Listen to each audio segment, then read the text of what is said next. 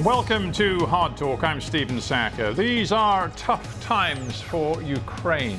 Russian forces are relentlessly attacking Kiev's defensive front lines and bombarding the country with missiles. Ukraine remains dependent on military and economic assistance from its allies, and the future of that support is by no means guaranteed. So, is momentum swinging decisively the Kremlin's way? Well, my guest, Ilya Ponomarev, is a former Russian MP now fighting on Ukraine's side and committed to the overthrow of Vladimir Putin. How significant is this Russian resistance movement?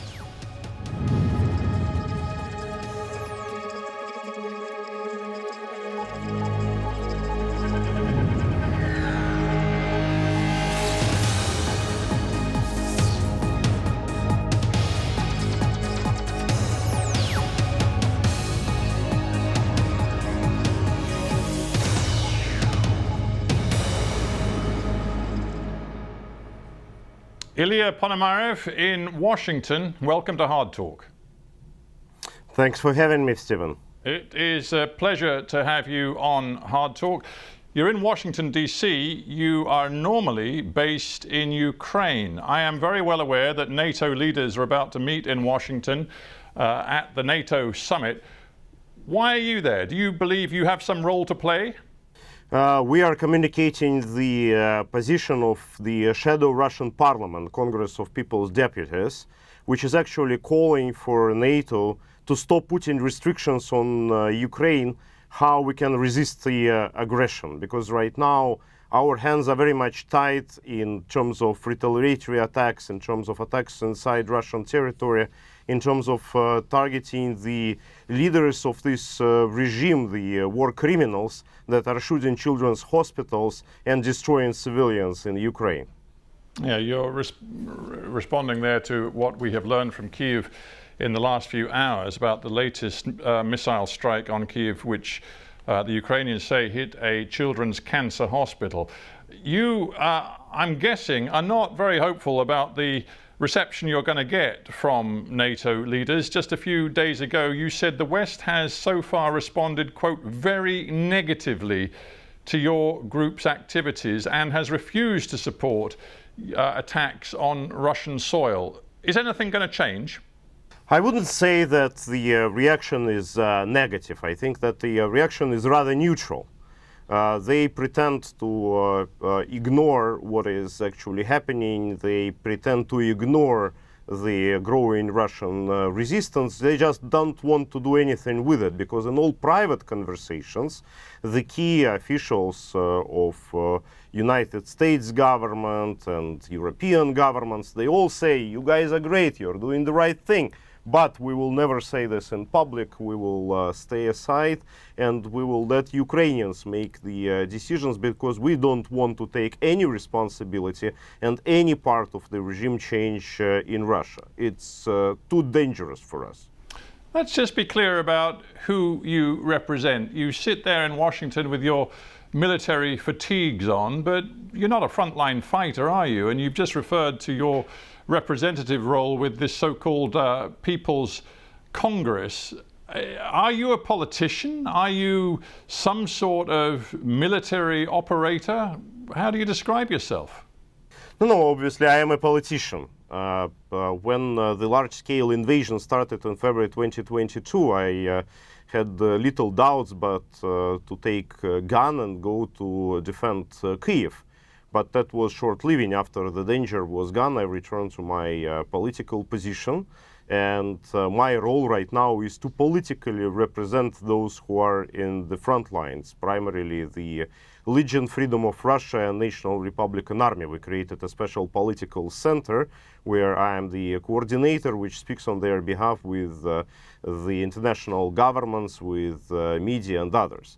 Plus, additionally, there was this shadow Russian parliament assembled in November 2022.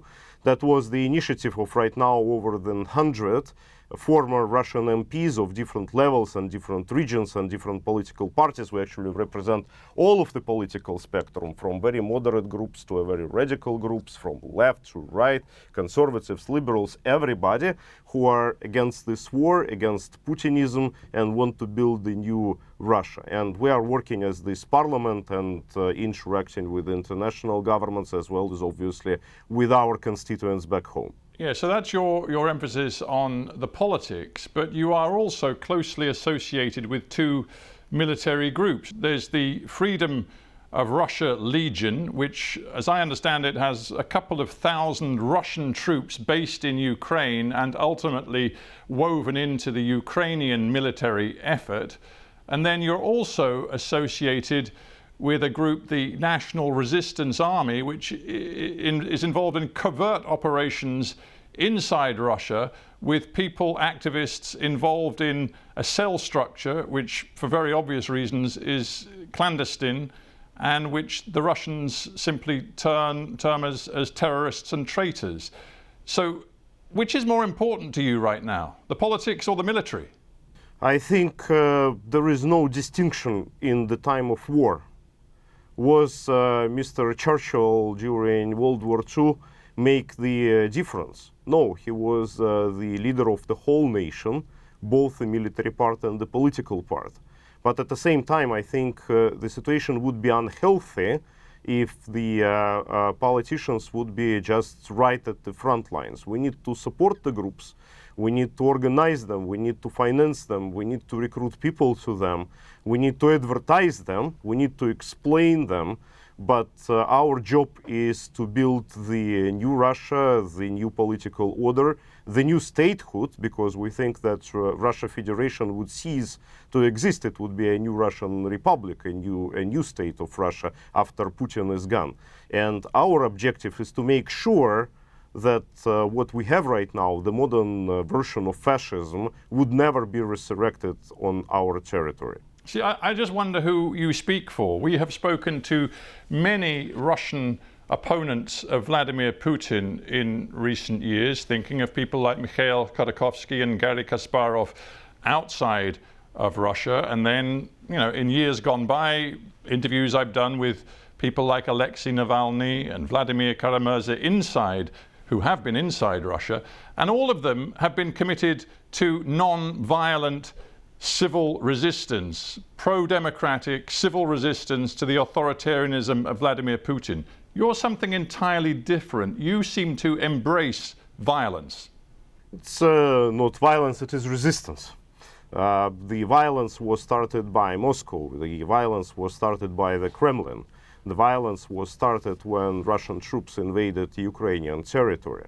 Since that time, more than 500,000 Russians have died, and who knows how many thousands of Ukrainians.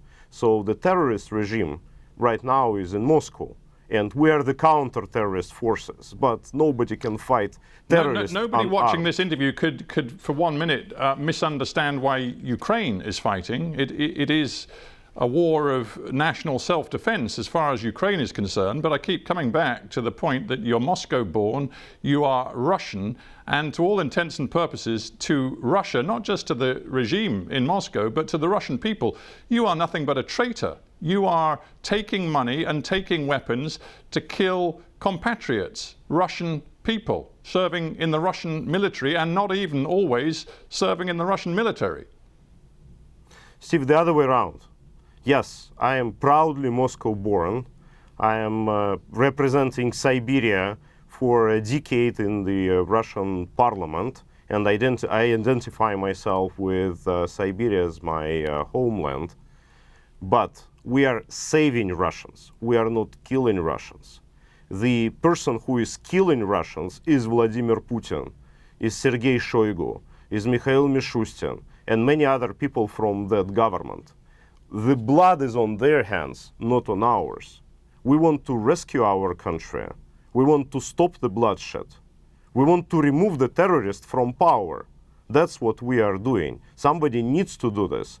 Unfortunately, many other members of the Russian opposition, and many of them are my very good friends, yes, they want to stay in the distance and wait until the time we win and will make sure that there is a new government, and then they will return and would join whatever new political structures would be created there. But somebody needs to do the job. Somebody needs to oppress let's talk about the resistance. blood on the hands. You say the blood is on the hands of the Kremlin and Vladimir Putin. There's blood on your hands too. You are closely associated with this group. I've called it the National Resistance Army, a covert group of cell structures inside Russia.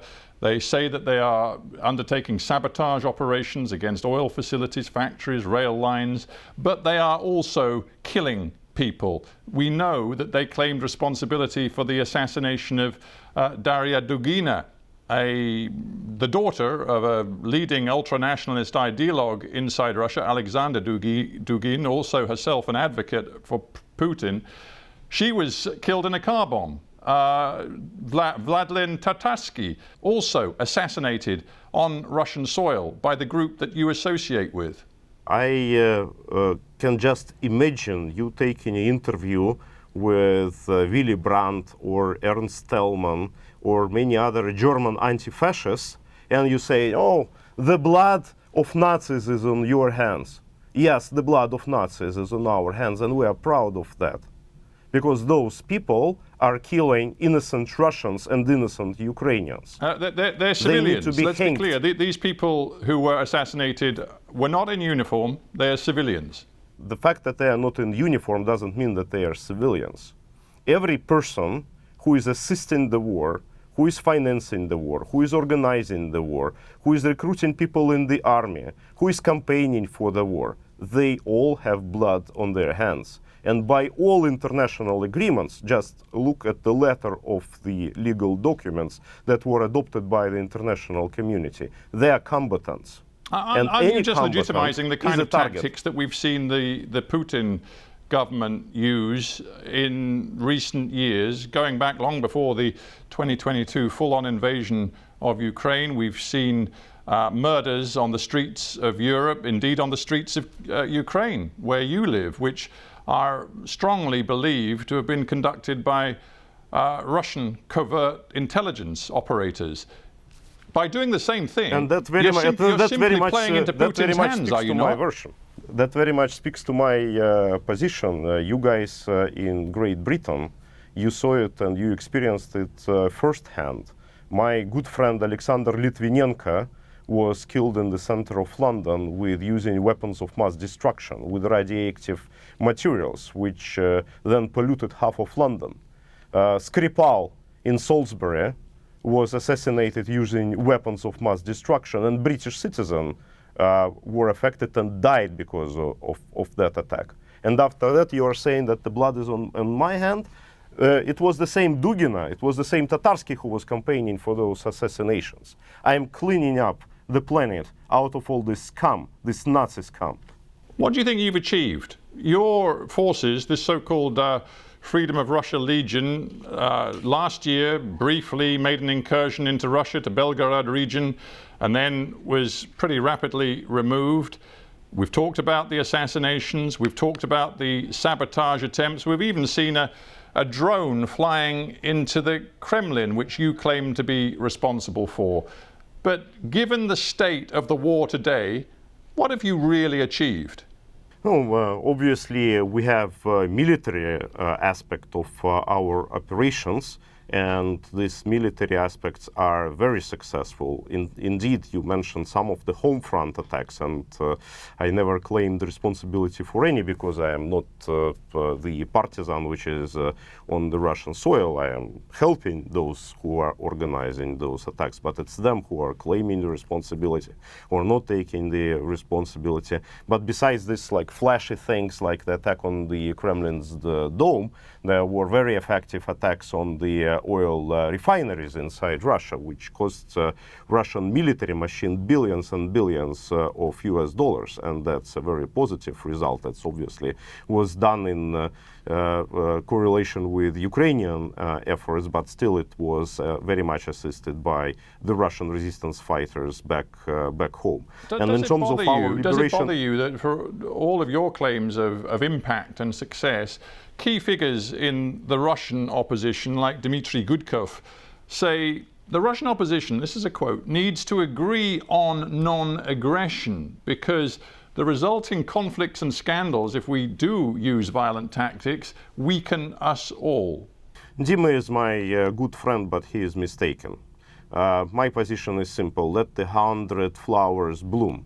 And who wants to work on the non-violent front or do some human rights activities, some humanitarian programs, let them do it.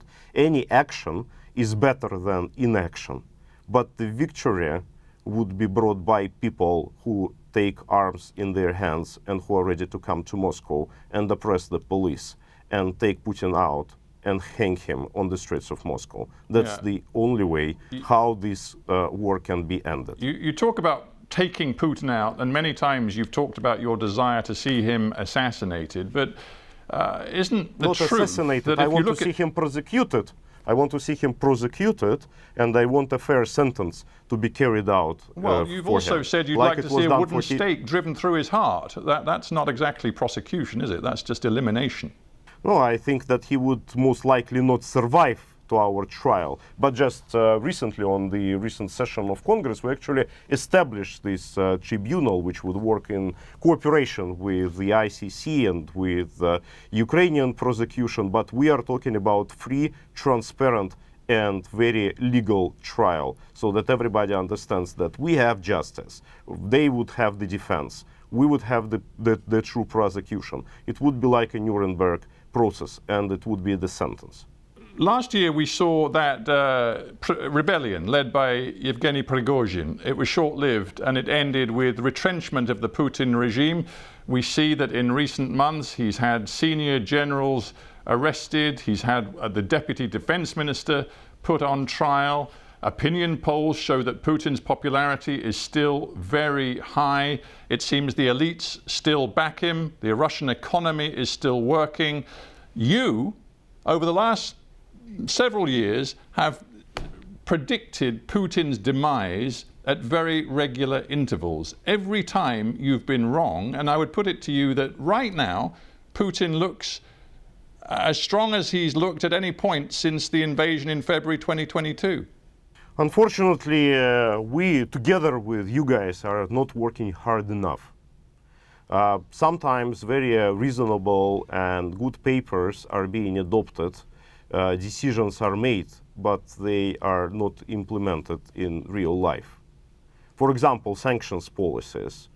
80% of the measures that were adopted, they are being implemented, but the remaining 20, changing the situation to the opposite, and instead of stripping Putin's regime of money and support from the financial elites, we're actually solidifying this support and increasing the inflows of cash for Putin and for his army. That was happening during the last 2 years. If we would have acted otherwise, like we decided, by the way, like it was written by the decisions of different international bodies, where we participated, by the way, and helped to draft those papers, in this situation there would be already no Putin in Kremlin.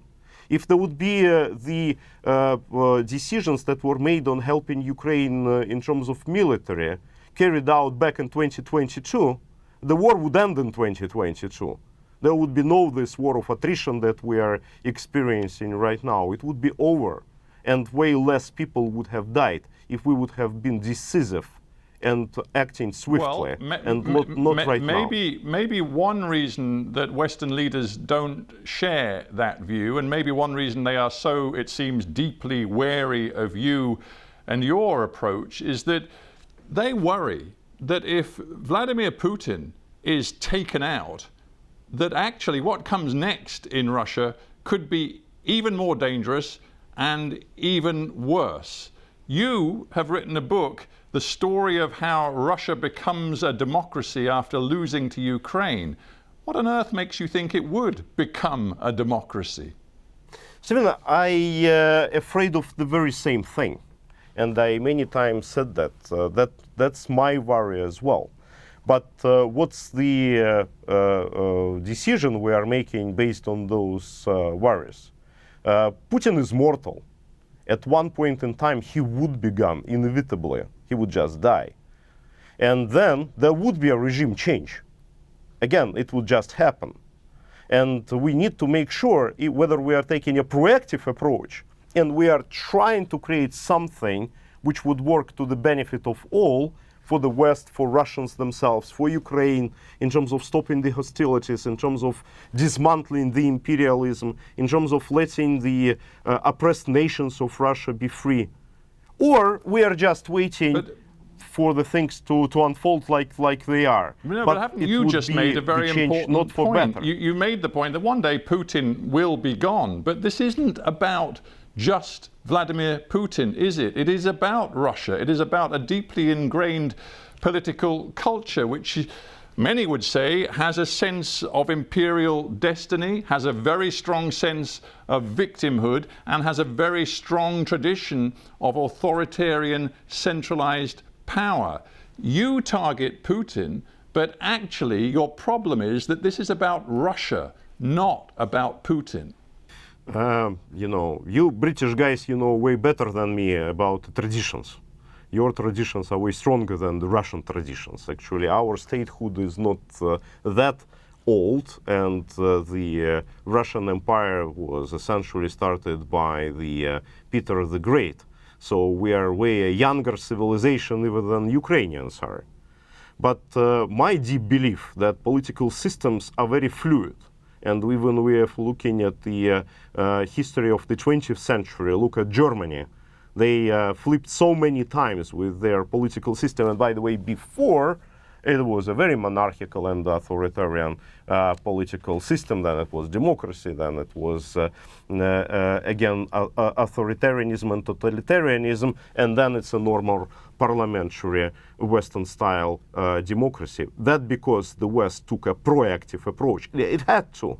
It was forced to. You also tried to pacify the aggressor and to appease him. And we remember the Munich betrayal and everything that happened. But at the end, you had to take the action. And I am afraid that if we are not act now, then we will have to take the action anyway. You guys will have to take the action anyway, but it would cost you the blood of your people, of NATO residents, NATO country residents, NATO countries civilians, because Poland and Baltic states are next. Right, we have to end in a moment. Isn't the truth that as you sit there in Washington preparing to lobby the NATO member states as they meet for their summit, that the political tide is running against you? It's quite possible Donald Trump will very soon return to the White House. We see the rise of nationalist, populist movements across Europe, which seem to be less inclined to support Ukraine. The political mood among many of Ukraine's erstwhile supporters is changing. And this idea that Ukraine is going to win the argument to get into NATO, to be given a pathway and a timeline,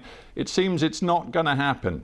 Look, it's you who have the option to sit and wait and think and make decisions and go in one direction or another direction. We have no such option. We are fighting. It's our friends who are dying every day. It's our children who died after the missile attack on Kyiv's hospital. It was my friends there in that building who died. And we need to take the action, because I see every moment, every minute, every hour that the blood is taking more and more. And we want to stop this. And we will fight no matter what, whether we will have the support or whether we will not have the support.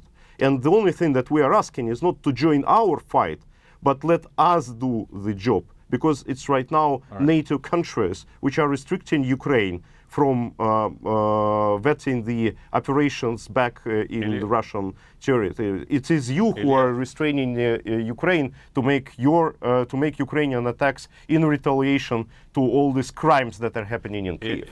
Ilya Ponomarev, I thank you very much for joining me on Hard Talk from Washington. Thank you. Thank you.